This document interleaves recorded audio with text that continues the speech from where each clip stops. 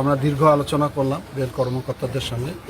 যারা অবৈধ দখলদার রয়েছে, সরকারের যে নীতিমালা রয়েছে সেই নীতিমালার আওতায় যদি কেউ সেখান থেকে লিজ গ্রহণ করতে চায় তাহলে সেই নীতিমালা অনুযায়ী তাদেরকে লিজ দেওয়া হবে এবং পরিত্যক্ত জায়গাগুলো তাতে পুনরুদ্ধার করা যায় এবং হারিয়ে যাওয়া যে প্রতিষ্ঠানগুলো আছে এগুলোকে আবার স্বাভাবিক জায়গায় নিয়ে আসা যায়। সে ব্যাপারে আমরা অনেক দীর্ঘ আলোচনা করেছি।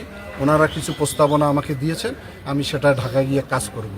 বিশেষ করে আমাদের এই যে অফিসার্স ক্লাব, এটা একটা ধ্বংস স্তূপ হয়েছে। এমটি হোসেন আমাদের বিলুপ্ত প্রায়, মগলহাট রেল লাইন বিলুপ্ত হয়েছে।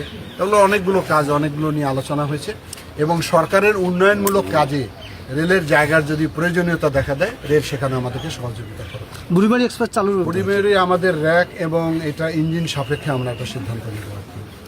এটা নিয়েও আলোচনা হয়েছে। রেলের পরিত্যক্ত বাসা বাড়িতে যে অবৈধ দখলদাররা রয়েছে, অসামাজিক কার্যকলাপ হচ্ছে, পরিবেশ নষ্ট হচ্ছে, সে ব্যাপারে আমি কথা বলেছি। বিশেষ করে ড্রাইভার পড়ার বিষয়টা নিয়ে দীর্ঘ আলোচনা আমরা করেছি। আমি ওই এলাকার দোকানদার সুধীজনদের সঙ্গে বৈঠক করে জনমত তৈরি করে ওই প্রসেসটাতে আমরা ফিরে যাব। কোনো দুর্নীতিকে আমরা প্রশ্রয় দিব না, দুর্নীতির ব্যাপারে জিরো টলারেন্স। তবে সব দুর্নীতির পিছনে আগে তথ্য সংগ্রহ করে আমার মনে হয় সঠিক নিউজ পরিবেশন করার দায়িত্বটা গণমাধ্যমের।